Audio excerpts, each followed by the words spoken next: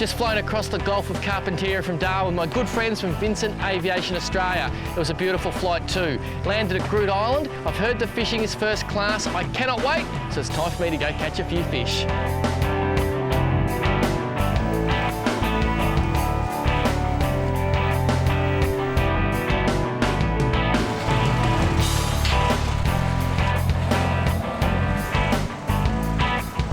Groote Eylandt, Gulf of Carpentaria. I'm with Garry Barnby from Angling Adventures, and Garry, we see the mining development behind us, but apart from this, isn't it just a beautiful place? Oh, it's lovely, it's untouched, it's a very clean community, but the fishing is still wild, so that's what we brought you here for. Well, I'm wild on fishing. We're about to go and nail a few.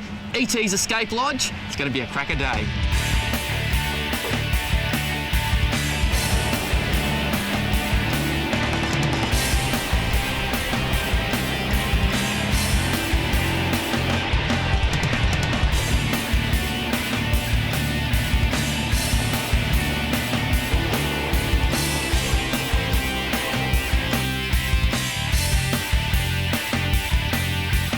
I'm a bit scared. I've got a lot of weight here, a lot of weight, and I just thought I'd try something a bit different. It's all right for us fishing presenters to go around the country using Stellas and $1,000 bits and pieces, but this is a little Steve Starling stick you can pick up anywhere for about 120 bucks, and this is a little Shimano AX4000 reel.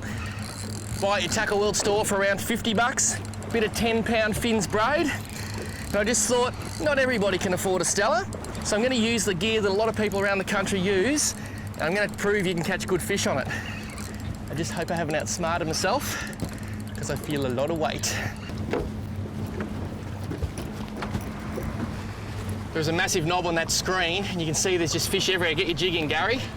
There are just fish everywhere sitting on it, and structure will help you find fish every time. And I always say the best time to catch a fish is within 10 minutes of having had caught a fish. He's giving you a bit of fight there. He is.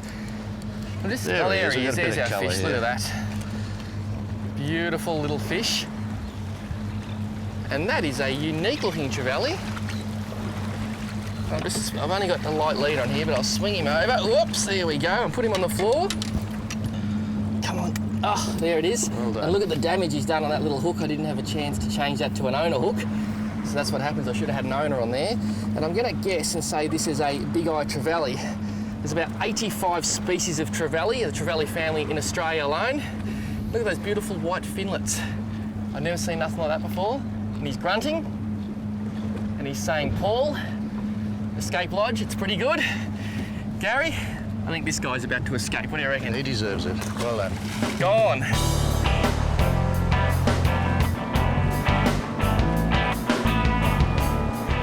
This time, different plan of attack. We're going past the knob.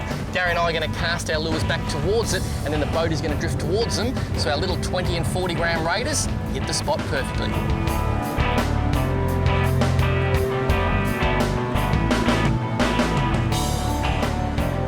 I'm very, very excited at just how well this moderately priced outfit is servicing my needs today. To think a reel of our fish. Oh, that's a nice fish. I tell you what. That's a nice fish. To think a reel of 50 bucks can catch fish like this, and you're about to see it in about 3.4 seconds. Look at that.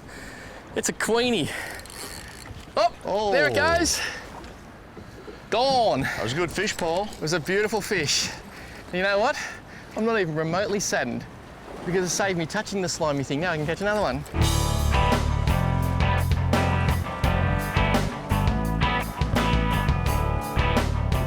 That is the reason I lost that fish. You can see that little cheap hook has opened up.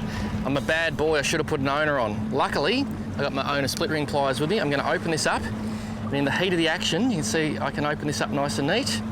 In the heat of the action, I was so excited to get out here this morning, I didn't put an owner hook on, and I lost a beautiful queenfish at the side of the boat. So that is going in the bin. And this is a serious owner treble. Once I put that on, our fish are in serious, serious trouble. Now here we go, just use that plier. It's got unique teeth to open that, open the ring up, hook that on, spin her around. That's also an owner hyperwire ring, so they're not gonna get me this time. Now, that is a serious fish catching device. Ooh, Garry's on. We're on the bottom. Whoa! I think you've got a bit of an angling problem, Gary. Well, get the rod back to my stomach, I might have a chance. There we go. Whoa, she's putting a little bit of kick into it again, Paul. Now, people who go on fishing trips around the world, mate, they would have to love queenfish, wouldn't they? And guides would love them too. Yeah, good fun. A lot It of is a them queenie, do look jump, at that. and it is a queenie. They're just such pretty, pretty fish. Oh, right in the mouth too. And even though they're Perfect. skinny, and they're often called skinnies, I'm just going to lift your skinny into the boat, mate. Thank you. Even though they're called skinnies, they just perform so well. Now just relax, mate. Relax for me. Look at that. Got to watch those spines under there too, near the anal vent. Come on, mate, come to the party. Beautiful queenfish, and I love those greens in their back, Gary. Lovely colour. That's what I love. You know what I hate? Those dorsal spines. It's better they go in you than me. They've caused me a lot of grief over the years. This guy's going back. I'm going to put him on the floor and get the hooks out because I don't want to be spined. It's very dangerous. We've got to be extremely careful with these things. So. Well done, mate. By the way, you owe me $6.99 for a new radio. Ruined that one. Oh, good. It's yours, was it? That's mine. It was mine. You ruined it. Good. Thank you. Well, actually, technically, the queenfish ruined it.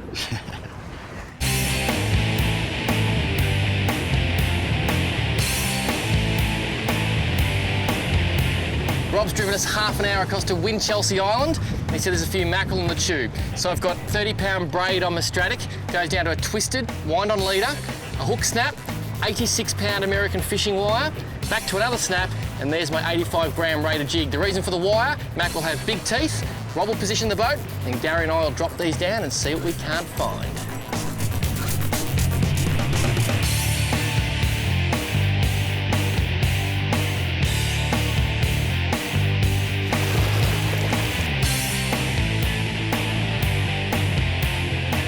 I'm just working the bottom 10 metres of water.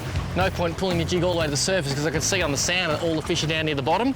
So once you lift it up, once you're happy, get it back down there into the zone and then start the whole process again.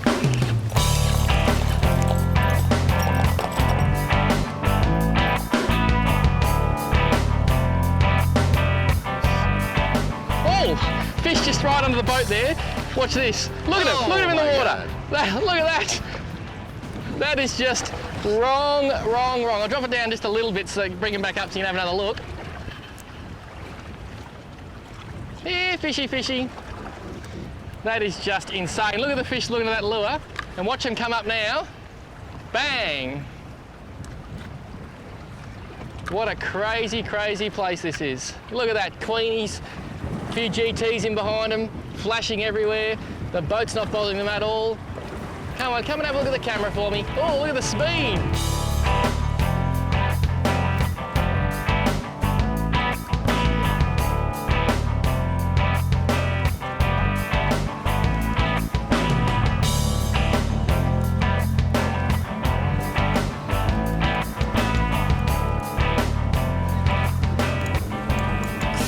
Indicative of a GT, giant trevally. Also brassy trevally, very similar fish in the eyes of the IGFA. You could be there for a while, Barnby. No, won't be too much longer. Okay, beautiful trevally, you can see big scoots down the tail. So Rob, come in with the tail tamer and show us how it works. Keep control over. Gentle, gently. Every body, give it a flick. Right, just give it a flick up over his body and then go down towards the pail and wait to come off. Look at that. We have tamed the trevally with the tail tamer. Beautiful fish, Mr. Barnby. Thank you very much. Now that is a species that we would call a giant trevally. Bit of conjecture about that because it's also known as a brassy trevally. It's not the true Caranix igninobus, I think it's called. There's now water on the lens as well, but that's what most Australians call a GT. Beautiful fish. It's going back. Well done, Mr. Barnby. Not a problem.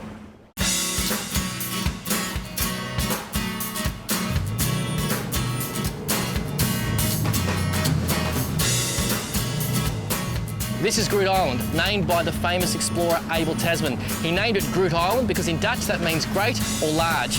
It's actually the 4th biggest island in Australia, behind Tasmania. Then you've got Melville Island, the Northern Territory, South Australia's Kangaroo Island, and then our Groote. It really is a beautiful place. It runs on mining. It has actually produced 25% of the world's manganese since 1966, but I'm here for the fishing, not the mining, and I've heard it's just spectacular.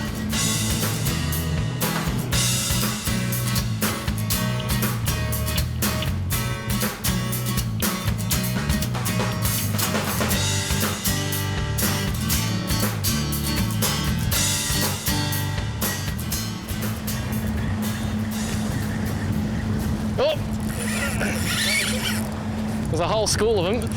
I'll tell you what, it's got some weight on it. Look at that. Come on, mate.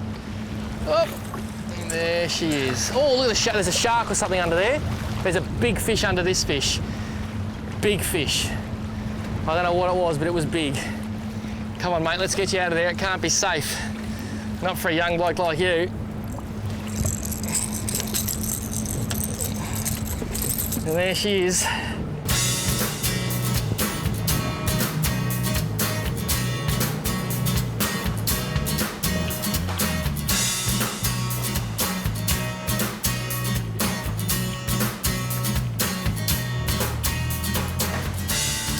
We just cross our fingers.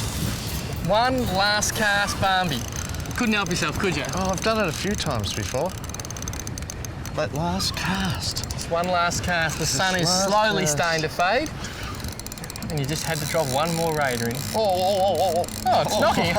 I can hear it knocking, but there's no one home. It's starting to look like a Cobia. Yes, in fact, They're Rob... called the shark. In fact, Rob did say, I think they might be a cobia, but we were just going to let Catfish Barnby make the final call. Can you believe these fish grow to over 40 kilos, mate? I've got them up to close to 30, but Yeah. over 40, geez, I don't know how we can do that. Look at him in the water there, just cruising along. He is just beautiful. Okay, I'm just going to slowly lead him to the boat. Just get ready, because he might go... This fish is bigger than we think it is. Look how broad he is across the He's shoulders. fat.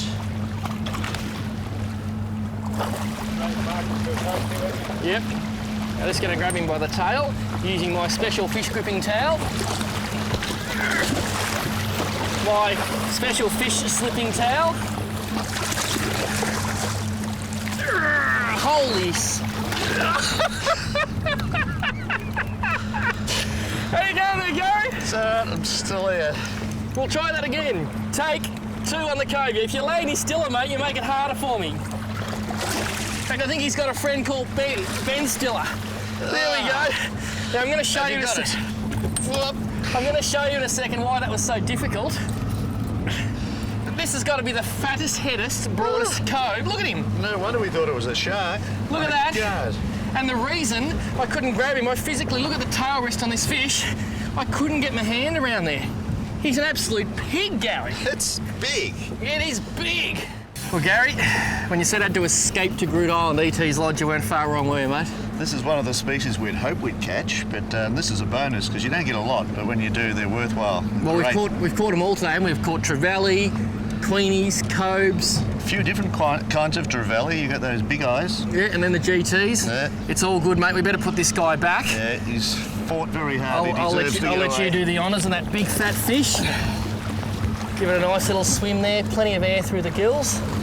And just for the people at home too, we've had this fish back in the water 3 times in between takes because we just think it's so important to make sure they go back fit and well. So it's had a few kicks. There he goes, he kicked straight off. And away she goes. Gary, Yeah. for all the people watching at home, how do they get onto you so they can get onto a piece of Australian heaven like this? This is it, mate. Angling Adventures. Website, same name. Give us a ring on our free call number as well, which is on the website, and we'll put them up here. Well, when I've had a very, very boring day at work, I sometimes go home, have a nice little glass of something, and I go www.anglingadventures.com.au and I sit there and dream, because dreams are free, aren't they? They certainly are. Gary, once again a pleasure. Look forward to fishing with you again soon. Hope it's very quickly. Absolutely, I just love Groote Eylandt.